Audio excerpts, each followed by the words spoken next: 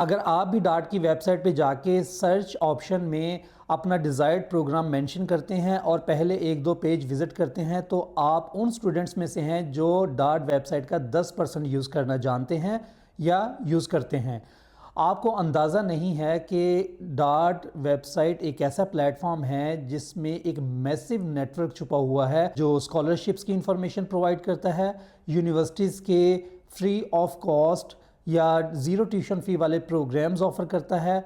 इसके अलावा हर प्रोग्राम की रिक्वायरमेंट को डिटेल में आपसे शेयर करता है और इसके अलावा किस सिटी में कौन सी यूनिवर्सिटी है, उसके कौन कौन से प्रोग्राम्स हैं, ये सारी इन्फॉर्मेशन आपको वहाँ से मिल सकती है अगर आप डार्ट को प्रॉपरली यूज़ करो।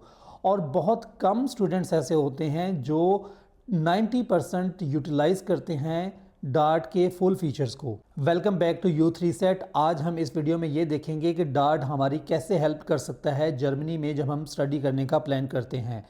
तो आपने वीडियो को एंड तक देखना है। इसमें मैं आपको एक रियल बेस्ड एग्जांपल भी दूंगा और आपको स्क्रीन पे शो भी करूंगा कि कैसे आपने फुल यूटिलाइज करना है डार्ट की वेबसाइट को। तो सबसे पहले हम सर्च की बात कर लेते हैं। इसको हम मल्टी लेयर्ड सर्च सेक्शन भी बोल सकते हैं, जिसमें हम ये देखेंगे कि कैसे प्रोग्राम्स को सर्च करना है, कैसे स्कॉलरशिप्स को सर्च करना है।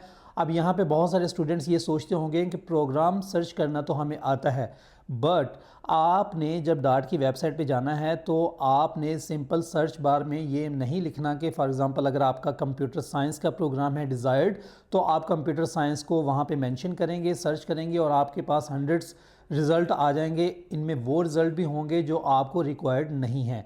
तो आपने क्या करना है कि लेयर्ड सिस्टम को यूज़ करना है, यानी कि आपने फ़िल्टर्स को यूज़ करना है। तो इसमें सबसे पहले हम बात कर लेते हैं यूनिवर्सिटी के जो प्रोग्राम्स होते हैं। इसको सर्च करने के लिए आपने सबसे पहले तो अपना ये देखना है कि आपने बैचलर प्रोग्राम में जाना है या आपने मास्टर प्रोग्राम में जाना है। जो भी आपका डिज़ायर्ड प्रोग्राम है आप उसको सिलेक्ट करेंगे। उसके बाद आप लैंग्वेज को देखेंगे कि आपने ये प्रोग्राम इंग्लिश लैंग्वेज में करना है या जर्मन लैंग्वेज में करना है। तो आप लैंग्वेज वाले फ़िल्टर पे आएंगे। फॉर एग्जांपल आपने लैंग्वेज में इंग्लिश सेलेक्ट करनी है तो आप इंग्लिश सेलेक्ट कर लोगे। और अगर आपने जर्मन लैंग्वेज ऑलरेडी की हुई है और आपको पता है कि आप इस काबिल हैं कि आप जर्मन लैंग्वेज के प्रोग्राम में जा सकते हैं, तो आप जर्मन लैंग्वेज प्रोग्राम्स को भी सर्च कर सकते हैं। और इसमें एक ऑप्शन होता है जिसमें बोथ, यानी कि इंग्लिश और जर्मन एक ही प्रोग्राम होता है। वो यूनिवर्सिटी इंग्लिश में भी ऑफ़र करती है और जर्मन लैंग्वेज में भी ऑफ़र करती है। तो आप ये वाला ऑप्शन भी सिलेक्ट कर सकते हैं अगर आपकी प्रायोरिटी दोनों हैं। अगर आपकी प्रायोरिटी सिर्फ इंग्लिश है तो आप इंग्लिश सेलेक्ट करेंगे। अगर आपकी प्रायोरिटी जर्मन लैंग्वेज में प्रोग्राम की है तो आप जर्मन लैंग्वेज को सिलेक्ट करेंगे। अगर आप के लिए ये मैटर नहीं करता कि वो प्रोग्राम इंग्लिश में है या जर्मन में है तो आप दोनों सेलेक्ट कर सकते हैं, ये उसमें ऑप्शन दिया होता है। उसके बाद सबसे इम्पॉर्टेंट जो फ़िल्टर होता है वो ट्यूशन फ़ी का होता है। इसमें ज़ीरो ट्यूशन फ़ी भी होती है और अप टू 500 भी होती है और इसके बाद हायर ट्यूशन फ़ी भी होती है। बट मैं कभी रेकमेंड नहीं करता स्टूडेंट्स को कि वो हायर फ़ी की तरफ जाएं। आप या तो ज़ीरो ट्यूशन फ़ी वाला फ़िल्टर यूज़ करेंगे या अप टू 500 जो कि माइनर ट्यूशन फ़ी में आती है, आप इजीली वहाँ पे जाके अफोर्ड कर सकते हैं। ये तो हैं आपके मेन फ़िल्टर्स। उसके बाद आपके पास और भी ऑप्शनल फ़िल्टर्स होते हैं, जैसे आपने ये देखना है कि आप अप्लाइड यूनिवर्सिटीज़ में अप्लाई करना चाहते हैं या आप रेगुलर यूनिवर्सिटीज़ में या दोनों में, तो ये भी आप फ़िल्टर देख सकते हैं अपनी रिक्वायरमेंट के मुताबिक। उसके बाद आप किस इंस्टीट्यूट को देखना चाहते हैं वो भी सर्च में जाके आप लिख सकते हैं यूनिवर्सिटी का नाम। इसके बाद आप किस सिटी, किस टाउन या किस रीजन में वो चाहते हैं यूनिवर्सिटी, उसका फ़िल्टर भी आप यूज़ कर सकते हैं। बट ये सारे ऑप्शनल है, जो मैंने पहले बताया है वो आपके लिए लाजमी है, आपने वो फ़िल्टर्स को यूज़ करना है। बट यहाँ पे एक छोटा सा ट्रिक है जो स्टूडेंट्स को क्लियर होना चाहिए कि जो डार्ट पे स्कॉलरशिप्स होती हैं वो डिफरेंट होती हैं और जो यूनिवर्सिटी के प्रोग्राम्स होते हैं वो डिफरेंट होते हैं, क्योंकि मेजॉरिटी स्टूडेंट्स की इन दोनों को मिक्स कर देती है। तो आपने मिक्स नहीं करना। यूनिवर्सिटी के प्रोग्राम्स को आपने अलग से सर्च करना है और जो यूनिवर्सिटी की स्कॉलरशिप्स होती हैं, डार्ट की स्कॉलरशिप्स होती हैं या और गवर्नमेंट फंडेड स्कॉलरशिप्स होती हैं, उसके लिए अलग से सेक्शन है, अलग से उसका मेथड है चेक करने का। आपको सीखना होगा तो मुझे नेक्स्ट वीडियो में बता दीजिएगा कि आपको ये वाला सेक्शन चाहिए डिटेल में, तो मैं उस पर भी वीडियो बना दूंगा। जब आपको आपकी डिज़ायर्ड के मुताबिक प्रोग्राम्स मिल जाएंगे तो आपने हर प्रोग्राम को ओपन करके उसकी सारी डिटेल्स को देखना है। जो भी प्रोग्राम आप ओपन करेंगे, डार्ट का एक फ़िक्स्ड स्ट्रक्चर है जिसमें आपको वो सारी इन्फॉर्मेशन मिलेगी। सबसे पहले कोर्स का ओवरव्यू मिलेगा, फिर उसके बाद उसकी कॉस्ट और लिविंग वहाँ पे क्या है, और यूनिवर्सिटी किस सिटी में है, किस टाउन में है, ये आपको इन्फॉर्मेशन मिलेगी। उसके बाद आपको उस प्रोग्राम की रिक्वायरमेंट्स वाला सेक्शन मिलेगा। उसके बाद फर्दर असिस्टेंस के लिए एक सेक्शन दिया होता है। तो अगर हम रिक्वायरमेंट्स वाले सेक्शन की बात करें तो उसमें आपको कितना CGPA चाहिए ये आपको मिलेगा। उसके बाद लैंग्वेज की रिक्वायरमेंट क्या है, वो MOI बेस्ड ऑफ़र करते हैं या नहीं करते।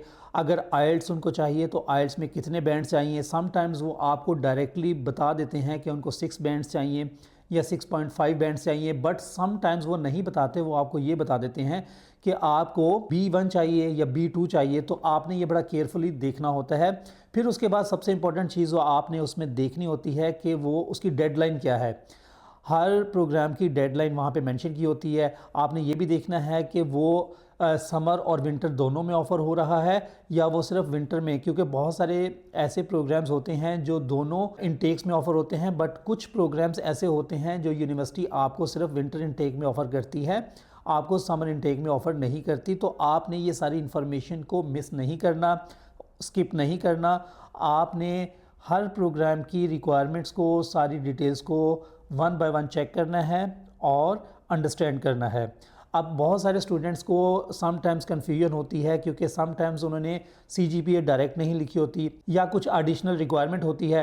तो आपने इनको समझने की कोशिश करनी है। नहीं समझ आता तो आप उसका स्क्रीनशॉट बनाओ, मेरे साथ शेयर करो, मेरे से पूछो, मैं आपको गाइड करने के लिए रेडी हूँ। अब हम रियल एग्जांपल की तरफ चलते हैं। हम अज्यूम कर लेते हैं कि एक स्टूडेंट है जिसकी CGPA 2.5 है और उसका आइल्स में जो बैंड्स हैं वो 6 हैं।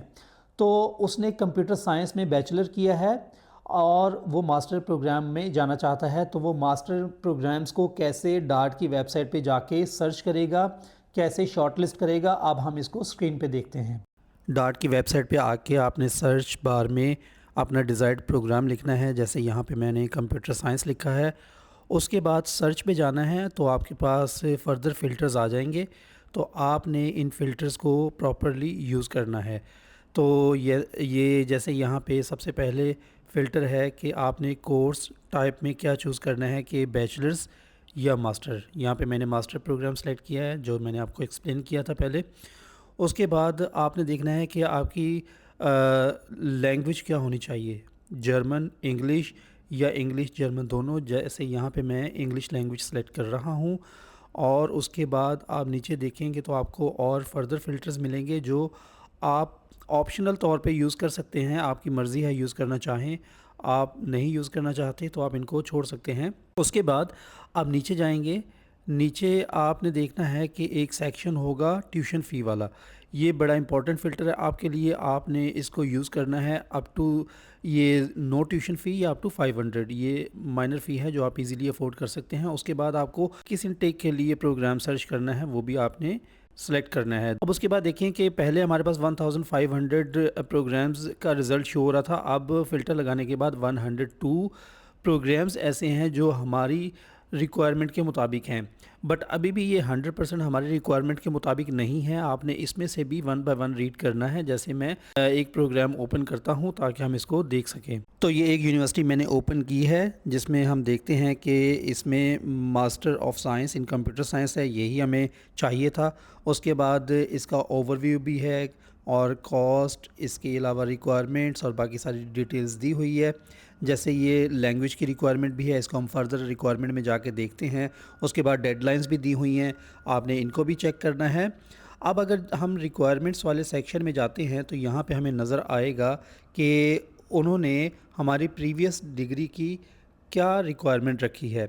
यहाँ पे आप रीड कर सकते हैं और इसको मैच कर सकते हैं अपनी जो डिग्री है प्रीवियस उसके साथ। उसके बाद आप देखेंगे कि नीचे लैंग्वेज की रिक्वायरमेंट है। इसमें उन्होंने आइल्स का भी दिया हुआ है और बाकी अदर सर्टिफिकेट्स जो हैं अगर आपके पास है तो ठीक है, अदरवाइज़ जो आइल्स है यही वाइडली एक्सेप्ट किया जाता है।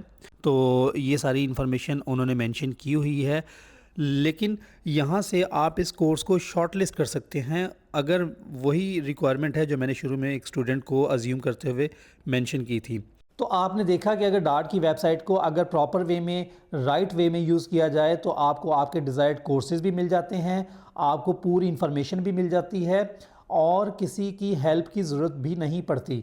तो आपने आज से ही प्रैक्टिकली इसको यूज़ करना है, अपने आइडियाज़ लगाने के बजाय, जजमेंट्स पास करने के बजाय प्रैक्टिकली इस पे आओ, अपने डिज़ायर्ड कोर्सेज़ को फाइंड करो, उसकी इन्फॉर्मेशन लो, यूनिवर्सिटी पे जाओ, री-वेरीफाई करो और डॉक्यूमेंट्स पूरे करके अप्लाई कर दो। तो अभी भी जो स्टूडेंट्स डार्ट वेबसाइट को यूज़ करना जानते हैं, उनको नहीं आइडिया होता है कि वो कुछ कॉमन मिस्टेक्स कर जाते हैं, तो नेक्स्ट 4th वीडियो में मैं आपको ये बताऊंगा कि वो कौन सी ऐसी कॉमन मिस्टेक्स हैं जो स्टूडेंट्स करते हैं और उनको अवॉइड करना चाहिए।